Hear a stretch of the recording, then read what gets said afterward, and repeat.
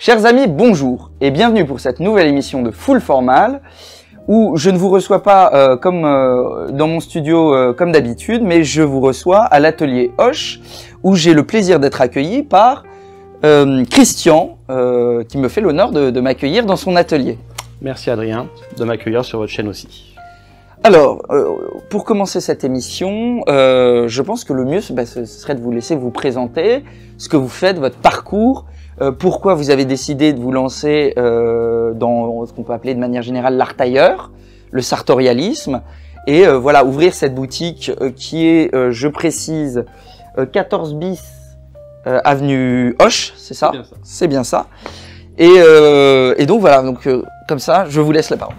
Merci de me donner cette opportunité. Ça fait déjà maintenant plus de 20 ans que je suis dans cette expertise de création de costumes sur mesure, mais surtout d'accompagnement et de conseils vestimentaires. L'objectif, c'est de pouvoir proposer une gamme assez complète dans ce domaine-là, que ce soit de la petite mesure, demi-mesure ou grande mesure, avec différents travaux qui est fait à la main et un peu toutes les étoffes disponibles sur le marché, que ce soit des tisseurs anglais, l'Europiana, Holland & Cherry pour les Anglais et bien d'autres. Et en fait, j'ai commencé dans cette activité-là il y a à peu près en 2005 pour une boîte anglo-américaine qui s'appelait Tom James et qui voulait développer sur le marché parisien l'activité de tailleur à domicile, conseil vestimentaire. Donc j'étais responsable pour eux pendant 6 ans et en 2011, j'ai créé ma propre activité et en 2015, l'atelier Hoche qui me permet de regrouper effectivement l'art du tailleur en allant chercher un petit peu les meilleurs artisans qui restent encore dans ce domaine-là, essentiellement en Italie, Portugal. Mais principalement en Italie, nord ou sud, tout dépend des collections qu'on fait, et de pouvoir conseiller les personnes, nos clients au mieux, que ça soit pour des événements formels, casual, business, un peu toutes les occasions. Donc on les accompagne dans tous les événements qu'ils font, et selon leur habitude, s'ils ont déjà fait de la demi-mesure, de la sur-mesure, on peut garantir une certaine qualité, d'avoir toujours le suivi et le service en plus. Alors, dans votre parcours, je crois que vous avez été aux États-Unis. Est-ce que vous pouvez nous en parler un peu plus de cette expérience? Dans mon parcours, effectivement, après mon bac, je suis parti aux États-Unis. Rien à voir avec la couture, le monde du tailleur, mais par contre, on apprend un peu à se débrouiller, remplir la demande dans le domaine du service à différents niveaux, où j'ai dû rester pendant 6 ans à San Diego, ou dans des études en économie internationale, à travailler dans différents secteurs, dont même la psychoacoustique, avec l'étude des fréquences, la conscience et plein de différents paramètres qui n'ont absolument rien à voir avec ni l'économie, ni l'aspect tailleur. Des projets sur lesquels je travaillais quand je suis rentré des États-Unis, qui sont toujours 20 ans plus tard d'ailleurs en cours toujours d'actualité, à voir prochainement. Et ne pouvant pas vivre d'amour et d'eau fraîche, en rentrant des États-Unis, j'ai rempli une demande pour être tailleur à domicile pour une boîte anglo-américaine et développer l'activité. Donc c'est comme ça que je suis rentré dedans, un peu de façon du coq à l'âne, dans un domaine qui n'était pas forcément ma spécialité, où j'ai créé en fait un goût pour la qualité, un goût pour les tissus. J'ai eu la chance d'être formé dans le groupe Tom James, c'était English American, donc il y a Tumi, mais il y a aussi également Holland & Cherry, qui font partie même du premier de leur groupe, dans lequel j'ai pu être logé pendant quelques années et apprendre un peu l'art du tissu et du tissage, et du bien porté, et de tout ce qui peut découler de cet art sartorial et bespoke. Et alors, pour aller un peu plus loin, qu'est-ce qui a fait dans votre esprit qui vous a dit « Ah mais j'ai envie d'aller dans ce secteur-là », le secteur du bespoke, de l'art sartorial, qu'est-ce qui vous a dit « Mais pourquoi aller vers le costume en fin de compte ?» Je dirais c'est une pure coïncidence d'être tombé dedans initialement dans une boîte américaine pour développer cette activité-là, qui était potentiellement pas forcément ma spécialité, mais j'aurais pu me voir à pouvoir conseiller les personnes et quitte à vendre quelque chose qu'on aime porter tous les jours et apprécier la qualité, pourquoi pas. Et après, au fur et à mesure du temps et de cette expérience, j'ai voulu pas simplement apporter une expertise de conseil vestimentaire, mais aller chercher les meilleurs tailleurs experts dans leur domaine, tout en gardant l'aspect du conseil et du conseil en image que je peux prodiguer le long du chemin, que ce soit en boutique, à domicile, entre deux rendez-vous au bureau. C'est toujours ce que je fais depuis 20 ans. Et concernant, là on va aller sur votre boutique, mettons moi je suis jeune, j'ai envie de me faire un costume, par hasard, je vois de la lumière, la porte est ouverte, je rentre. Qu'est-ce qui se passe? Qu'est-ce que vous allez me proposer? Comment ça va se passer? Quelles sont les différentes offres que vous avez? Comment vous allez conseiller comment vous allez me conseiller? Voilà, j'ai un peu envie, montrez-moi un peu comment vous faites. Avec plaisir. Bonjour monsieur le client. Bonjour monsieur. Plaisir. Merci d'être venu dans mon humble demeure et vous pouvoir montrer ce que je peux faire dans ce domaine de l'art du sur-mesure et du sartorial bespoke avec une petite touche française dans l'équation, ce qui nous permet de garantir une certaine qualité et préserver un savoir-faire dans ce domaine. L'objectif pour moi, c'est vraiment d'être un peu le broker du sur-mesure, dans le sens que je travaille avec plusieurs ateliers et plusieurs façons de travailler, du semi-traditionnel au traditionnel, un semi-fait main, entièrement fait main, finition main, qui nous permet, avec essayage intermédiaire ou pas, ce qui nous permet de pouvoir faire des costumes très facilement entre 1000 et à peu près 10 000 euros. Okay. Donc le budget est assez large. Mon objectif, basé sur votre préférence budgétaire ou vos habitudes vestimentaires, pouvoir définir ensemble une gamme de prix qui soit cohérente, ce qui me permettra de vous présenter les meilleurs tissus avec le meilleur atelier et la meilleure confection qui répondra au mieux à votre demande dans le budget qui vous paraît plus raisonnable. D'ailleurs, quels sont ces ateliers avec lesquels vous travaillez? Alors, généralement, il va y avoir plusieurs ateliers, mais essentiellement, sur la place du marché de la demi-mesure ou de la petite mesure, on peut généralement voir les ateliers qui se trouvent soit en Roumanie, Portugal, Italie ou Chine. Je travaille exclusivement avec des ateliers en Italie, du nord ou du sud, selon la collection qu'on fait. Soit j'ai une petite mesure qui peut aller jusqu'à de la grande mesure, entièrement fait à la main avec essayage intermédiaire, ou soit une demi-mesure traditionnelle fait main. D'accord. Et tout ça, c'est en Italie? Tout ça, c'est essentiellement en Italie. Et après, selon le budget de la personne, les tissus choisis, effectivement, voilà, c'est des collections qui vont nous avoir des costumes dans les 1200-1500 euros. Si on veut la fourchette, généralement en dessous de 1200-1500, on va plutôt se tourner sur des ateliers qui vont être, pour moi, en Roumanie ou en Portugal de temps en temps, ce que je peux faire si on est en dessous de la fourchette des 1200 euros. Qu'est-ce qui est mieux entre la Roumanie et le Portugal d'ailleurs? Enfin, quelles vont être les différences? Je pense qu'ils ont tous les deux leurs avantages. Pour avoir essayé un petit peu tous les ateliers qui existent dans la mesure, petite mesure, demi-mesure, en Europe, tout comme en Chine, chacun a vraiment ses particularités. L'atelier en Roumanie aura un avantage côté sélection de tissus en stock, très bien négocié chez des grandes maisons comme Reda, VBC, l'Europiana, et qui permet de redistribuer un peu cet avantage aux resellers, on va dire, à la boutique qui travaille avec eux, pour soit faire des prix d'appel très bas, et après tout va dépendre un petit peu le temps qu'on passe effectivement à prendre la mesure. Et il y a aussi la version traditionnelle qu'on peut faire chez eux.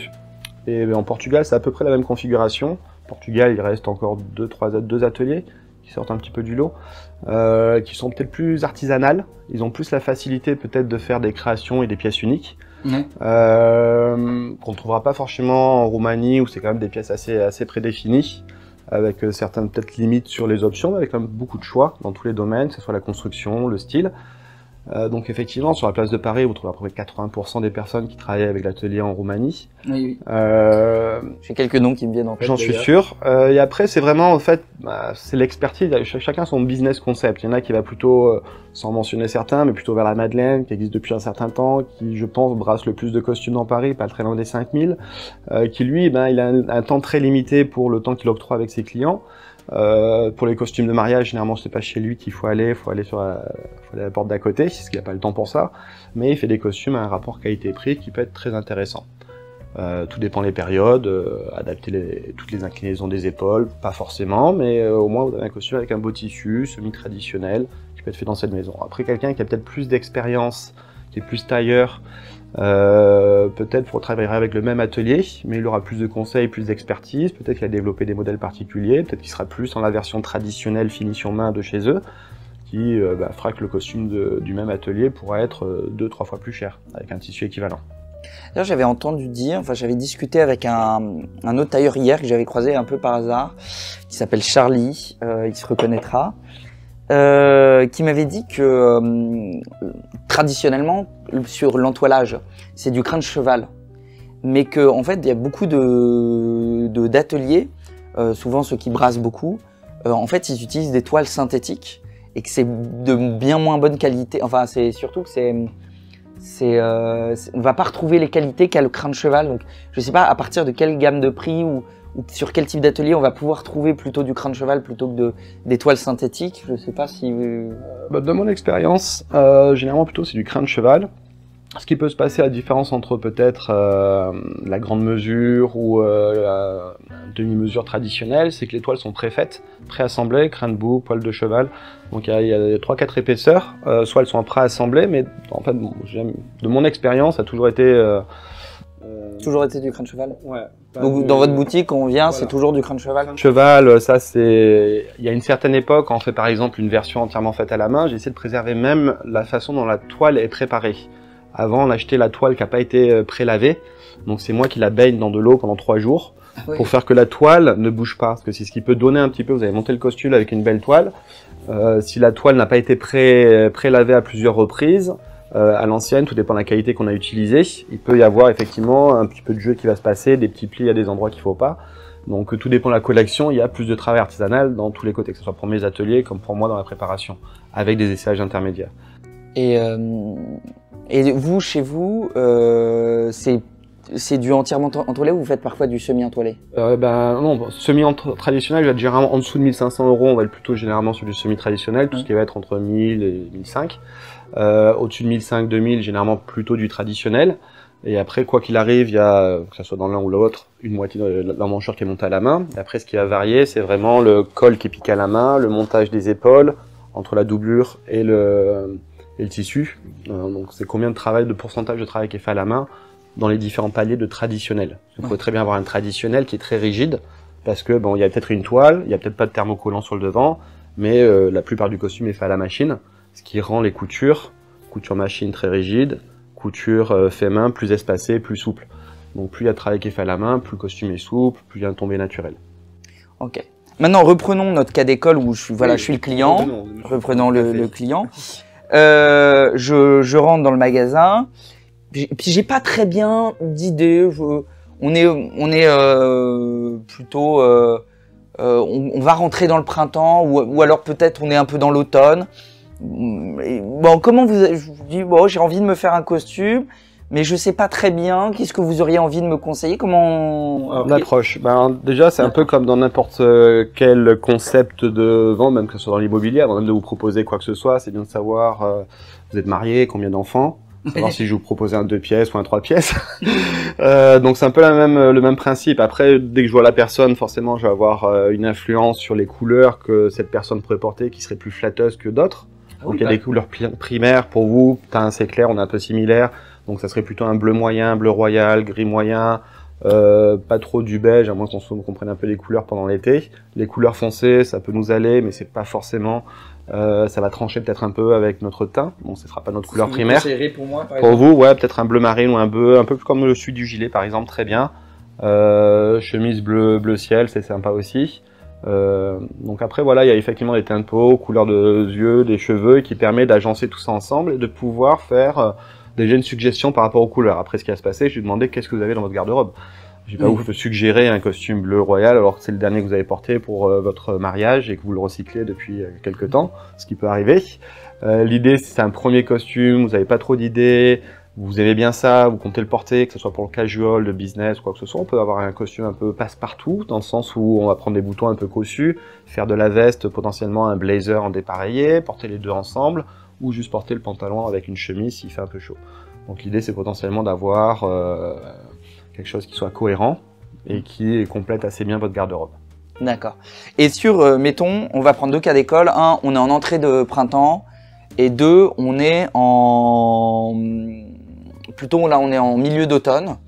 Donc je viens pour, voilà, je veux faire un costume pour plutôt automne-hiver et un costume plutôt pour printemps-été. Mais je veux pas trop de costumes. On va dire j'ai juste un bleu marine pour le travail et un gris. Voilà, j'ai un gris moyen et un bleu marine pour le travail. C'est mes 2 seuls costumes.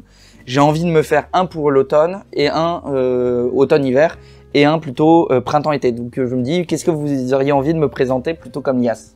Ça tombe pas mal, j'avais pas prévu le coup, mais du coup ça tombe assez bien parce que j'en ai une que j'aime beaucoup sous la main, avec laquelle je travaille pour un peu printemps-été. C'est par exemple de chez Drago, la Blue Fit, c'est un super 140, stretch naturel, ne plisse pas trop et ne tâche pas.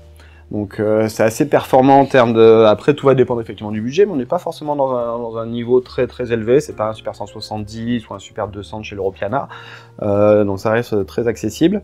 Et ça vous permet d'avoir pour la saison un costume qui va être léger. Généralement on est plutôt sur un montage en toile de laine. Donc c'est un tissage de droite à gauche et de haut en bas, qui permet d'avoir une maille plus aérée. Généralement avec une très bonne tenue, un très bon ressort, qui va pas trop froisser. Même pas du tout dans ce cas-là. C'est un peu ce qu'on appelle de la laine froide, non? Laine froide, toile de laine, laine froide. La serge est plutôt un tissage en diagonale qui permet d'avoir un toucher un petit peu plus soyeux qu'une toile de laine qui a un tissu un peu plus sec. Mais par contre, on aura des meilleures performances dans différents domaines, sur un 220 grammes. Voilà. Ça. Et donc là, quelle couleur, si vous en aviez un à me conseiller, vous regardez mon teint de peau pour pour printemps-été. Dans ça, qu'est-ce que vous auriez envie de me proposer? Après, voilà, c'est vraiment un costume estival pour la saison. Si vous mettez votre bras en avant, oui. Je suis là par exemple pour voir. Voilà, ça c'est les couleurs, c'est nos couleurs. Couleurs qui arrivent très bien avec nos yeux, notre teint de peau, pas trop foncé, ça tranche pas trop. Donc ce type de bleu, pas forcément, on peut aller sur du plus clair. Mariage, on peut le recycler pour un mariage, un événement, avoir un petit blazer un peu dans les bleutés. On fait des boutons nacrés, gris par exemple, ou même blanc. Ça peut être assez sympa pour avoir une tenue un peu estivale à multi-usage. D'accord. Et pour l'automne, j'ai envie de vous dire, je veux quelque chose d'épais. Automne-hiver, j'aimerais quelque chose au moins 400 grammes. Au moins 400 grammes. Je veux quelque chose qui a du lourd, qui a du tombé.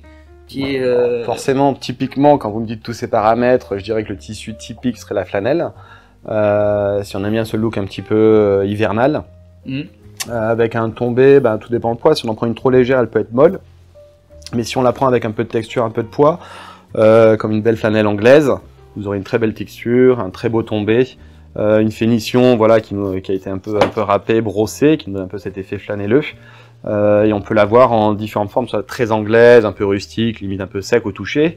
On peut partir sur des flanelles italiennes avec un peu de cachemire, ou voire en pur cachemire, qui de suite enlèveront cet effet un peu rigide anglais qu'on peut avoir initialement.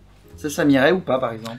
Alors la mini rayure, plutôt assez discrète, peut avoir une tendance un peu à affiner la silhouette, ce qui peut être pas mal, à voir si on est plutôt dans le besoin de l'affiner ou de l'élargir. Ça reste toujours les couleurs super, bleu, gris, là on peut pas trop se tromper avec ça. Ouais. Là, je trouve ça sympa, belle chemise blanche, très élégant. Voilà, je sortirai toujours pour entre nous, voilà, sur des gris, soit un gris moyen. Ah ouais, ça c'est très sympa. Gris moyen, bleu pas trop intense. Après, on peut partir sur du plus foncé, c'est juste que ça va trancher, ça sera pas forcément nos couleurs primaires. Donc ça dépend ce qu'on a déjà dans la garde-robe. L'idée, c'est qu'on soit vraiment complémentaires. D'ailleurs, est-ce que vous faites... Alors, on a parlé du costume, mais le nom de ma chaîne, c'est Full Formal. Donc, je vais me poser des questions. Est-ce qu'il vous arrive aussi de faire des smokings ou des jaquettes, par exemple? Oui, non, bien sûr. Que ce soit pour des mariages, des événements particuliers, au Royal Monceau quand ils organisent des événements, effectivement, le besoin d'avoir des vestes qui soient un peu plus événementielles, un peu atypiques. Donc pour ça, je pourrais avoir effectivement plusieurs collections. On peut même faire des petits visuels pour montrer toutes les possibilités. Donc du smoking très classique, cut pee. Ah, et même du cut pee. Ouais. Ah, ça c'est une redingote, c'est ça? Ouais. C'est trop... donc avec des motifs très variés, du très classique au très fantasy. Ah oui, très fantasy. Peut-être trop pour moi. Oui, voilà, on peut avoir des choses, donc ça soit en termes de gilet, faire des agencements. Jacquard, ça, non? Ouais, jacquard ou cachemire, limite. Motif un peu cachemire. Après, voilà, c'est vraiment des vestes festives, des tissus festifs. Ouais, c'est pour montrer quelques idées. Donc, on a du. Ouais. Voilà, on peut partir sur du. Chez Holland & Cherry, ils ont des collections qui sont assez sympas de ce côté-là. Bon, après, effectivement, l'effet pailleté, il faut aimer. Mais on peut avoir là, du très. Et vous avez des tweeds un peu? Oui, bien sûr. La tweed classique. Je sais pas s'il alors, sous la main, comme ça. C'est vrai que c'est pas tout le temps. Okay. Donc là, effectivement, si on veut sur du typique traditionnel tissu anglais, faut aimer. Mais ça a sa particularité. Moi, j'aimerais beaucoup me faire un, et ça c'est vrai, j'aimerais beaucoup me faire un 3 pièces tweed, large revers qui pourrait bien aller à la chasse, pour des trucs comme ça. Qu'est-ce qui... Un peu dans ce registre. Un peu dans ce registre. Moi, ce que j'aime bien, c'est ces chevrons, mais avec des lignes un peu carreaux. Je sais pas si vous voyez ce que je veux dire. Ouais, ça peut être le pied de poule un peu comme ça. Ça, c'est vraiment classique. Et là, on est sur de combien de grammes? Là, c'est du lourd. Hein. On va être sur du 500. J'ai pas de bêtises. 600 grammes. 600 grammes. Ah, ça c'est. J'adore. Ça, c'est du costaud. Bah, ça, c'est un costume d'une vie, hein. C'est-à-dire que le tissu ne prendra jamais une ride. 20 ans plus tard, il sera toujours là, pas lustré. C'est pas un tissu qui lustre. Par rapport à un tissu italien qui peut avoir cet aspect un peu moi, j'ai jamais été brillant d'origine et qui fait que assez rapidement peut briller. Tiens, il y a même des couleurs assez classiques. Moi, c'est un truc. Il y avait eu une mode à une époque où il fallait toujours chercher le super 150, le truc. Moi, j'ai jamais été fan de ça. Moi, j'aime bien les tissus qui ont une certaine poigne. Ouais, c'est ça. On a par exemple la Fresco tout en haut qui est un tissu en triple rotor, très anglais, maille espacée, mais qui prend pas une ride, qui froisse pas. Oui, ça fait quoi le Fresco déjà ça... Le Fresco, c'est le triple rotor. C'est-à-dire c'est mettre 3 fibres ensemble et ça a en fait un niveau d'élasticité, de rebond qui fait que voilà, quoi qu'il arrive, ça prendra pas un pli. Et c'est assez aéré pour que ça respire. Oui, ça tient pas non plus très chaud. C'est léger, je crois. Oui. Voilà, c'est une maille, c'est un peu comme le tissu mèche qui est beaucoup. De nos jours, on trouve beaucoup de tissu mèche. Ça, c'est vraiment quelque chose que je conseille pour les vestes. C'est un tissu, je sais pas si vous allez voir un petit peu. C'est une mèche qui est très aussi dans le tissage, très espacé. On voit à travers. Donc entre 280 grammes, ça reste toute l'année, mais par contre quand il fait 30 ou même plus de degrés, vous êtes sur quelque chose vraiment qui laisse passer la chaleur à l'extérieur, surtout quand il est monté en traditionnel et qu'il n'y a pas de thermocollant. C'est vraiment ce que je conseille en ce moment. Des tissus mèches, pure laine, c'est le top. Bon, on va aller progressivement vers la conclusion. Donc moi, une de mes dernières grandes questions que je vais vous poser, c'est à nos chers téléspectateurs qui nous regardent, qu'est-ce que vous aimeriez leur dire pour les convaincre tout simplement de venir vous voir et pourquoi pas de prendre un costume tout simplement. Bien sûr, je dirais que depuis le prêt-à-porter, les tailles universelles ne vont pas à l'univers. Donc rien de faire un costume sur mesure et d'avoir quelque chose qui est fait pour vous, qui êtes une personne unique. Déjà rien que par rapport à ce paramètre-là, c'est fortement conseillé au moins d'en avoir une expérience, de porter quelque chose dans ce registre, fait dans une maison respectable, où vous avez un bon agencement entre la qualité des tissus et l'adaptation des mesures. Après, c'est vraiment quelque chose qui se perdait à l'époque. Tout le monde avait son tailleur à l'époque de nos grands-parents qui venaient se déplacer, qui faisaient tout à l'unité, sur demande. Donc je dirais pas que c'est éco-friendly aussi de faire des costumes à la demande, mais je pense que c'est dans l'air du temps aussi. De pas fabriquer à outrance, mais de fabriquer des pièces qui peut-être seront un petit peu plus chères par rapport à un prêt-à-porter, quoique, mais au moins qui vont durer bien plus longtemps et plus agréables pendant le temps qu'on va les porter. Bon. Dernière question, est-ce que vous auriez une citation que vous aimeriez partager et pourquoi? Je dirais que l'habit ne fait pas le moine, mais il contribue quand même énormément. Je pense que de nos jours, spécialement dans l'aspect professionnel, on est jugé assez rapidement de notre prestance, dans notre façon de marcher, de parler, de bouger, mais surtout de s'habiller sans qu'on ait déjà fait tout ça au préalable. Donc je pense que de nos jours, pour gagner des points, quand on évolue dans une société où les codes se perdent un petit peu, mais il en reste encore un peu, de pouvoir préserver cet art sartorial, cet art de s'habiller, d'être bien dans ses baskets, de respecter les règles et les paramètres du bien porté pour nous-mêmes l'apprécier et peut-être le regard des autres aussi changer sur nous. On a peut-être beaucoup moins à faire comme travail si c'est pour persuader des personnes dans le cadre d'un projet ou quoi que ce soit, parce qu'on a déjà fait l'effort vestimentaire. Je pense que c'est quelque chose de nos jours qui se perd, mais qui progressivement revient un petit peu. Bon, je vous remercie, ça a été un vrai plaisir. Et puis nous remercions le public. N'oubliez pas, abonnez-vous, mettez la cloche, mettez un pouce bleu et surtout commentez, dites ce que vous en avez pensé. En dernière précision, je rappelle, 14 bis, avenue Foch à Paris. Comment? Avenue Hoche à Paris. Nous vous remercions et nous vous souhaitons une belle journée. Merci, très belle journée à vous.